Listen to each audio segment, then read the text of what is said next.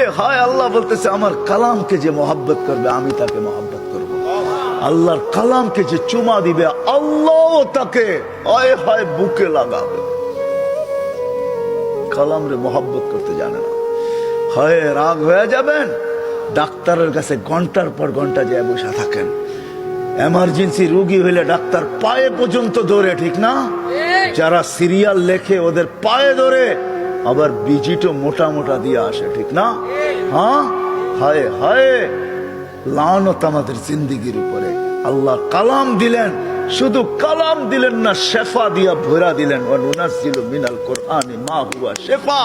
এই উম্মত কোরআনকে মহব্বত করতে জানে না তো জানেই না, আর কোরআনটা লয়া চুমা দিয়া বুকে রাইখা, মাথায় রাইখা, চোখের ভিতরে লাগায়া এই কথাও বলতে জানে না, মালিক শুনছি এটার ভিতরে নাকি শেফা আছে, এটা তো তোর কালাম, তোর কালাম শেফা দিয়া করবে তো করবে কি?